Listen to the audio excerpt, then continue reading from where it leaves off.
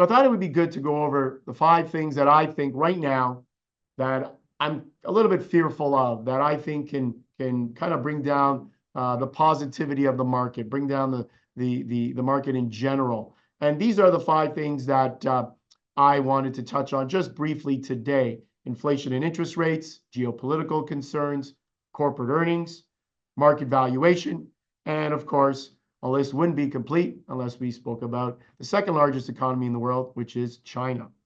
So inflation and interest rates. Clearly, if inflation were to start to move higher, it already has moved higher in the US and even ticked a little bit higher in Canada. If inflation were to move higher, it will clearly or obviously take interest rates higher with it.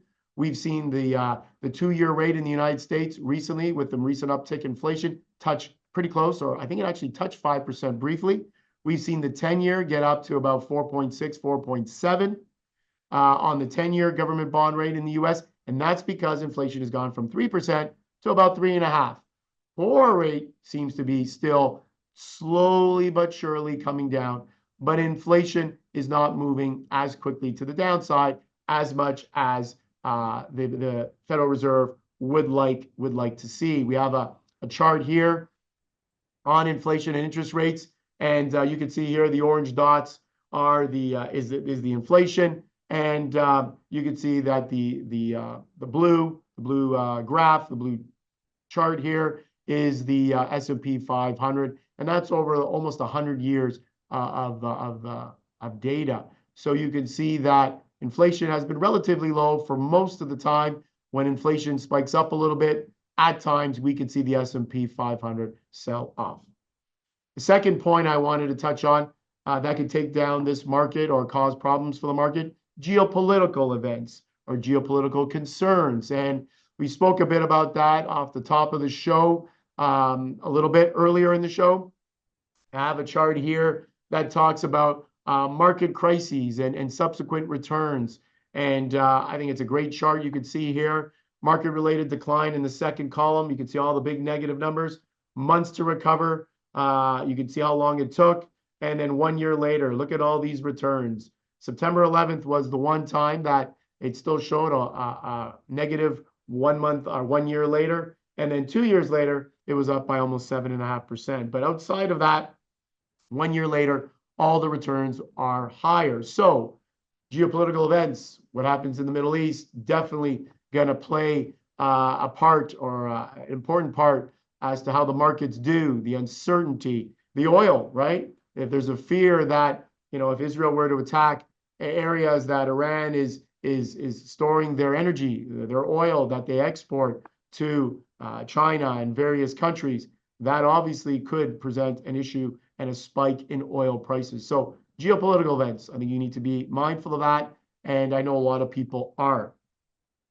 The third thing would be corporate earnings, and a great chart, my favorite chart of the show, and I always have a favorite chart of the show. We'll show that here. Snapshot of the S&P earnings beat rate.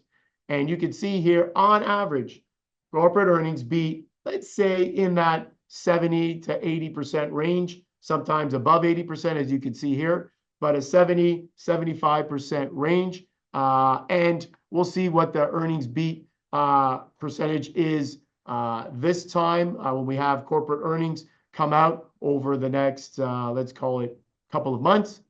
And but I think that if we do get corporate earnings disappointment, top and bottom line not meeting expectations, or maybe even, as I said earlier, they just come in as expected, we could see a bit of a sell-off here, and it's a sell the news phenomenon, right? Stocks running up into the release of their earnings and then selling once that release happens, even though they may have good earnings. Market valuation, point number 4. Market valuations continue to surge because earnings aren't growing as fast as the price of the stocks. We could see a bit of a sell-off.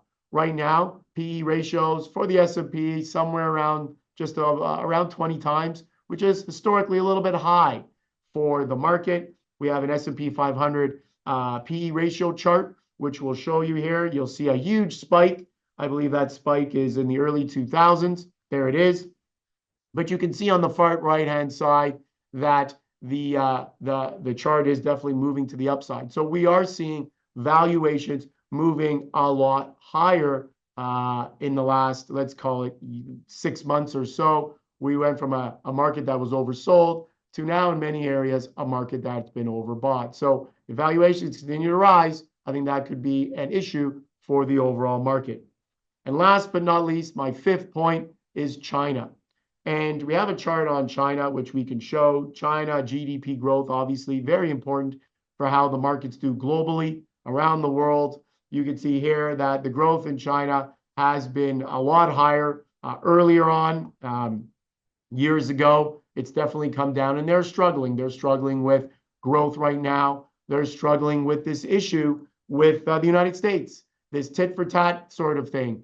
The United States doesn't want to send them the best quality chips to build out their artificial intelligence. And then China says, well, if you're not sending us, your companies aren't sending us your chips, we're not going to allow our companies or government to use Apple iPhones, or we're not going to, allow PC companies or companies that provide chips for PCs like AMD and Intel to provide chips to our companies that are building these computers, that we're going to use our own chip makers in our own country. So Micron, another chip maker that has had a boycott of some of their products. So a lot of our semiconductors really feeling the pinch with regards to this tit for tat between China and the United States. So for me, I think it is an issue. It can be an issue if there continues to be an escalation between the U.S. and China. This whole idea of China is the #1 competitor of the U.S. and the U.S. is going to, I guess, protect or not allow U.S. companies to continue to export whatever they want to China.